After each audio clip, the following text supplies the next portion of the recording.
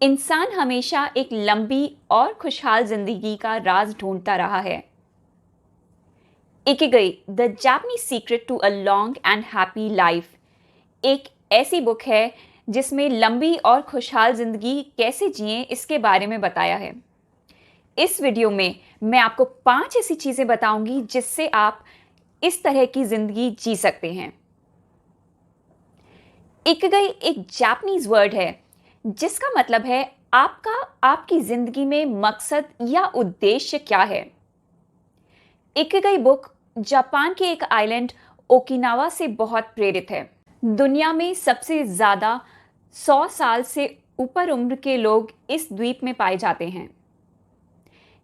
Ikigai book में Okinawa island के लोगों की कुछ ऐसी आदतों के बारे में बताया है जो आपको स्वस्थ और खुशहाल जिंदगी जीने में मदद करेंगे।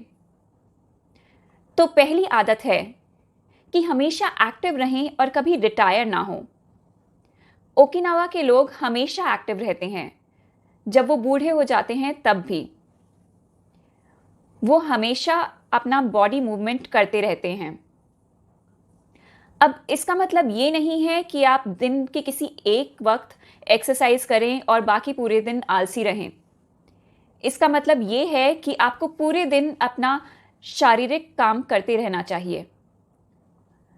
अब हम इस चीज को अपनी दिनचर्या में ला सकते हैं, जैसे सीढ़ियां चढ़ें, बाजार जाना है तो पैदल जाएं। अगर आप ऑफिस से वापस आ रहे हैं बस या ट्रेन से, तो एक स्टॉप पहले उतर के पैदल आएं। और एक जरूरी बात यह भी है कि हमें अच्छी नींद लेनी चाहिए। अच्छी नींद से हमारा शरीर हमेशा एक्टिव महसूस करेगा। दूसरी हैबिट है हेल्दी डाइट। एक अच्छी और संतुलित डाइट बहुत ज़रूरी है। ओकिनावा के लोग अपनी भूख से 80% ही खाते हैं, तो वो कभी भी ज़्यादा नहीं खाते और इससे उनको पेट की बीमारियां भी नहीं होती। वो शराब भी नहीं पीते या तो बहुत ही कम मात्रा में पीते हैं, और जब वो खाते हैं वो छोटे आकार की प्लेट में खाते हैं। इससे ऐसा लगता है कि खाना ज्यादा है, पर असल में होता नहीं है। और अपनी दिनचर्या में फल और सब्जियां जरूर लें, कम से कम दिन में 2 बार। इससे शरीर की क्लीनिंग तो होती ही है, साथ ही साथ विटामिन और मिनरल्स भी मिलते हैं। तीसरी आदत है ज्यादा जल्दबाजी वाली लाइफ ना जिएं। आप सभी ने खरगोश और कछुए की वो कहानी तो सुनी होगी जिसमें दोनों की रेस होती है।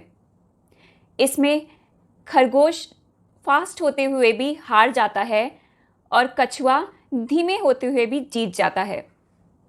इस कहानी से हमें ये सीख मिलती है कि लगातार कोशिश करते रहना चाहिए। हम भी खरगोश की तरह बहुत ही फास्ट लाइफ जी रहे हैं। इससे हमें सेल्फ एनालिसिस यानी आत्मनिरीक्षण का समय तो नहीं मिल पाता और स्ट्रेस भी बहुत बढ़ जाता है। स्ट्रेस से हमारी बॉडी की एंटी एजिंग मैकेनिज्म टीलोमेर्स वो भी धीमी हो जाती है। इससे इंसान जल्दी ही बूढ़ा और अस्वस्थ महसूस करने लगता है। दूसरी ओर आराम से जीने से हम हर लम्हा एंजॉय कर सकते हैं। अब इस तरह से जीने के लिए आप अपनी जिंदगी में क्या चेंजेस ला सकते हैं?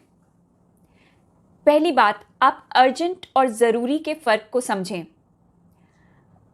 जो चीज़ बहुत अर्जेंट है वो हम फिर भी रोक सकते हैं, पर जो चीज़ ज़रूरी है वो हमें तभी करनी चाहिए। अर्जेंट के पीछे भागने से ज़रूरी काम रुक जाते हैं। दूसरी चीज़, आप सोने से पहले रात में अपना अगले दिन का रूटीन बना के रखिए। इससे आपके दिमाग में प्लान बना रहेगा कि आपको अगले दिन क्या करना है और जल्दबाजी नहीं होगी।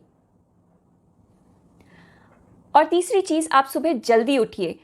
जल्दी उठने से आपको अपना पूरा दिन प्लान करने के लिए टाइम मिलेगा और इससे स्ट्रेस भी कम होगा।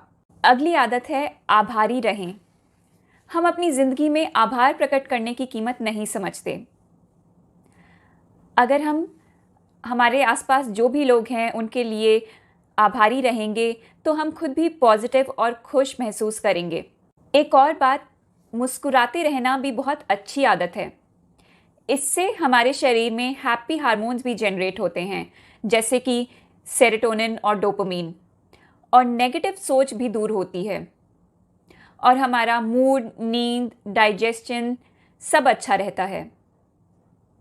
जिंदगी में दोस्त बनाना भी ज़रूरी है। कुछ ऐसे अच्छे दोस्त ज़रूर होने चाहिए जिनके साथ आप हंसी मजाक कर सकें, जिनके साथ गेम्स खेल सकें, सेलिब्रेट कर सकें और कुछ वक्त गुजार सकें। आखिरी आदत है इकिगाई, यानी हमारी ज़िंदगी का उद्देश्य क्या है। यही वो चीज़ है जिससे आप अपनी ज़िंदगी का मतलब और खुशी ढूंढ सकते हैं। लेखक कहते हैं कि पैसा, पावर, ऐसी चीज़ें हमें अपने उद्देश्य से भटकाने के लिए होती हैं। ये हमारा उद्देश्य कभी नहीं हो सकती। तो हमें अपना उद्देश्य या इकिगाई ढूंढना चाहिए और उसका पालन करना चाहिए। मुझे उम्मीद है आपको ये वीडियो पसंद आया होगा। अच्छे नतीजे पाने के लिए इन आदतों को अपनी रूटीन ज़िंदगी में ज़रूर लाएं। लाइक और शेयर ज़रूर करें, क्योंकि यही वो चीज़ है जो हमें प्रोत्साहित करती है। बुक्स एंड मोर को सब्सक्राइब करें और बेल आइकन क्लिक करना ना भूलें। आपके पास कोई भी कमेंट्स या फीडबैक हो तो हमारे कमेंट सेक्शन में ज़रूर लिखिए। धन्यवाद।